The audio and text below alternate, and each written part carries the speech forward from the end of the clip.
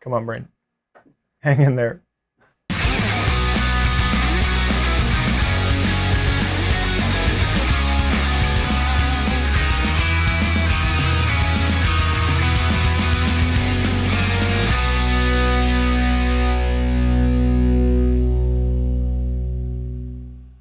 All right, so have yet another helmet video for you. This one is about the Airoh Aviator Ace, and this is actually the helmet that this entire chin mounting project started with. This is my personal helmet. I got this, I don't know, a year or 2 years ago. And what I noticed about it was that none of the chin mounts that I had used previously worked with this particular helmet. I think before I was using that kind of mask, like one that you can get on Amazon, and just kind of masks over the front. But since this one comes to such a extreme point in the front, I couldn't find a chin mount to mount to it. It was kind of annoying. So what I wound up doing the first time, and I actually made a video about this, was I made like the world's best GoPro chin mount. I made a cool YouTube video and everything. I made it out of aluminum, crafted it specifically for this helmet. The thing was sick. And then I realized, like, this is a great thing to be doing with 3D printers, right? So we could make these chin mounts, and that's how this whole thing got started. And now we have like 50 chin mounts like a year later, and just growing like crazy. So kind of grateful I stumbled across this helmet and solved this problem, because it's kind of led us on this great, incredible journey of chin mount making, which is the weirdest thing I think I've ever said in my life. Now that I've gotten the emotional sob story out of the way, I can tell you about these mounts. These mounts, the cool thing about them is that they're designed specifically for the individual helmet. So the mounting surface, you can see here, it's like cut out around the air vents. It's mounted up specifically for this kind of curvature and all the things about it. This mount is just made really for this helmet. There's really not going to fit anything else, right? Except for, I say that, right? The Aviator 2.2 and 2.3. This is the same mount, exact same helmet, my wife's helmet, my helmet. Yeah, I mean, in this case, Airoh was bright enough to use the same shell on 3 different kind of grades of the helmets that they make. So in that case, if you have the Airoh 2.2 or the 2.3 or the Airoh Aviator Ace, this mount will work for you. One of the other things that we take into the design process is the distance that we set the GoPro out from the mounting point of the helmet. And the reason that we do that is to get the right tilt back angle.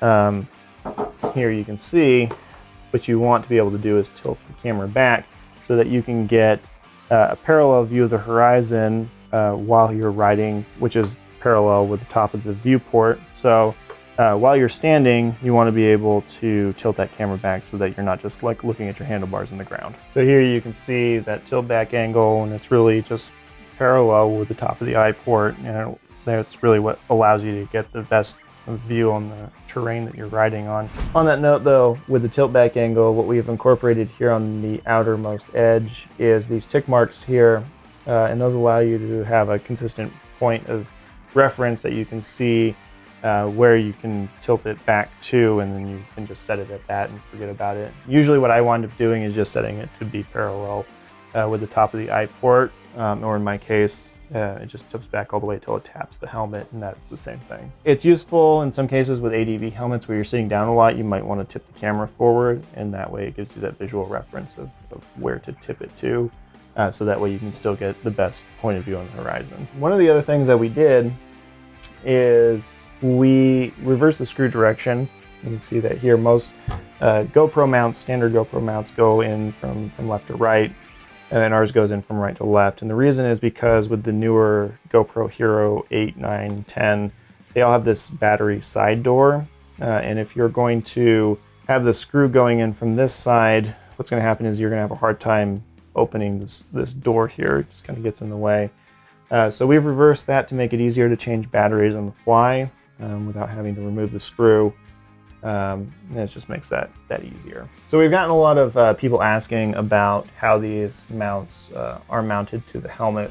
The answer is that we use the same 3M mounting tape as GoPro does. So these are very sturdy. The advantage of our mounts is that we use probably 2, 3, 4 times as much 3M mounting tape as the standard GoPro sticky mount does for helmets, which just makes them stick all that much better. I've never had a problem with these things falling off once. I mean, I've had this thing on here for like years and it's just never been a problem. So I'm very confident in the stickiness, the how well these things hold on to the helmet. I don't think it's ever going to be a problem for you, assuming that you get it mounted up right and everything is going to flush and you've cleaned the helmet and everything. They stick very well and it's just really not a problem. Another question that we get a lot about these mounts is whether or not you can mount the camera upside down, and obviously you can. I don't prefer to run it this way because it just, like it is the lower point of view, and so it gives you that deeper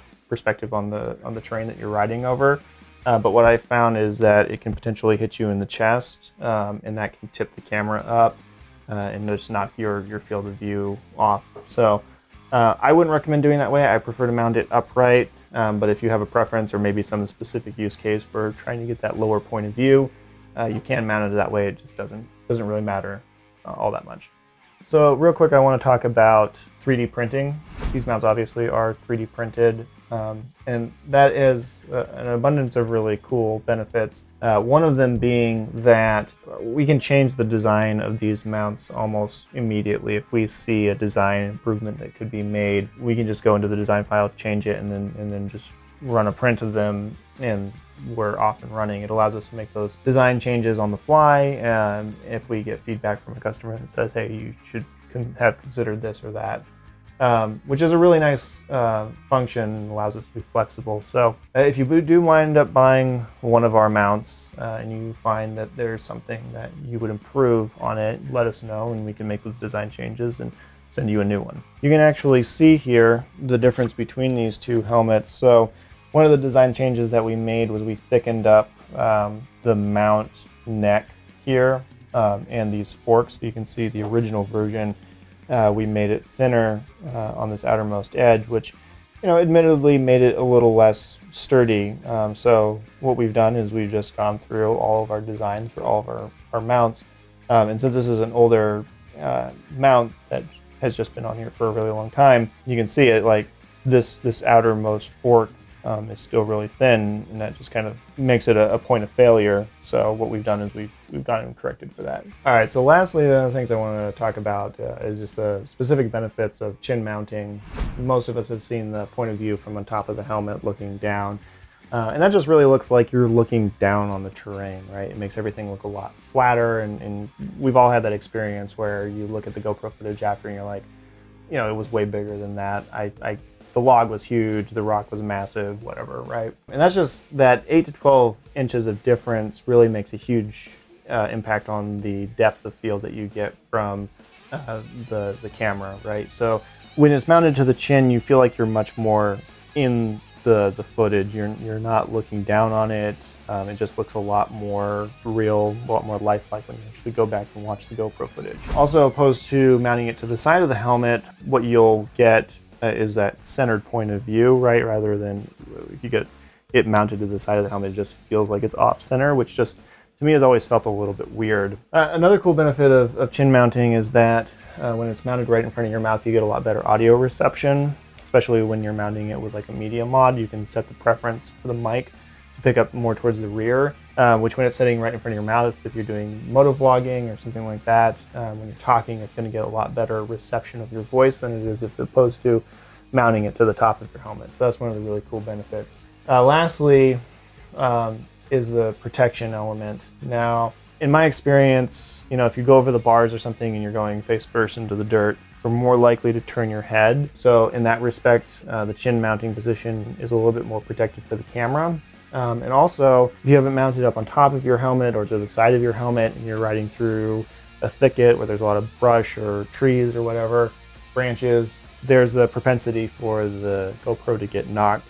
And at the best case scenario, tipped up so that you're just getting this view of the sky, or at the very worst, knocked off completely and you don't even know it's there. And it's miles back on the trail, you don't know where you lost it, that kind of thing, right? Whereas with it being chin mounted, in most cases with most of the helmets, you can see the camera still, like an edge of it or a corner. So you really know that it's still there. You don't have to worry about it getting knocked out of the way or the camera angle changing. It's always going to be the same. It's just going to be reliable. All right, so the last thing I want to talk about is mounting these and what you're going to get in the box. So we're going to send you a box. It's our awesome box. Super cool. And what comes with that is mount. You're going to get a screw. You're going to get an alcohol cleaning pad. And you're going to get a couple of stickers. So the first thing you want to do is you want to clean the helmet. If your helmet looks anything like mine, obviously this thing is filthy. And the tape's not going to stick to it as well if it's all covered in dirt like this. So clean the helmet really well, maybe even like wash it off with water at first just to get all the bulk of the dirt off, and then go and clean it with the alcohol pad just to get all the oily stuff off. Make sure the helmet's super clean. And then what you're going to want to do is you're going to want to take the mount and you're going to fit it up to the helmet so that you understand where the mount is supposed to go. The reason that I say that is because these mounts are very specifically designed for the individual helmets, and if they're a little bit off, they can have gaps in where the tape is connected to the helmet, and that can sometimes cause the mounts to fall off, which is unfortunate. But if you get them mounted up just right, where they're connected all the way around and there's no gaps or anything like that, these things will not fall off. They're very secure. You just have to make sure you're taking advantage of the full surface area of the tape. So with that being said, you want to make sure that you understand where it goes onto the helmet. The next thing you want to pay attention to when you're putting it onto the helmet is that you're not putting it in too deep, because the front of the helmet is usually tapered, right? And that means that the further you get it in, the tighter it's going to be along the front edge of the tape.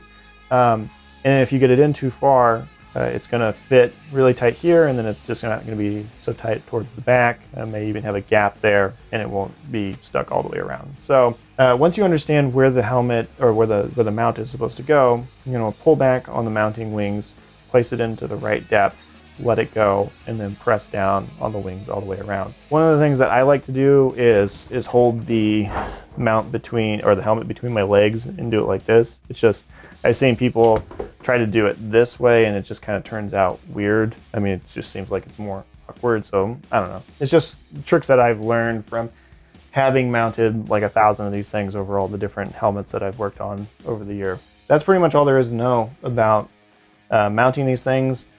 Some of the mounts are a little bit difficult to mount and get up lined up just right, so you just want to make sure that there again you really understand where it goes. And in some cases it can be easier to potentially put the mount in like this and set it onto the helmet so that you know that this back edge is right where it's supposed to go, and then pull back, swing it around, and then drop it in that way. Sometimes that can be a little bit easier to mount just depending on which mount you're dealing with. But you know, there's just a couple different ways to do it, and those are just the ways that I found kind of work best. That's it. That pretty much is all I have to say about GoPros and mounting them onto helmets with our mounts.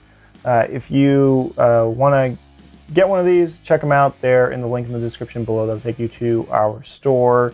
You can also check out the link to our Instagram channel, where all of the footage that we're filming at this point is pretty much being filmed used with our mounts. So that'll give you a good idea of what that footage looks like. Like this video and subscribe to our channel if you like the videos that we're putting out, and go buy a mount. Thanks.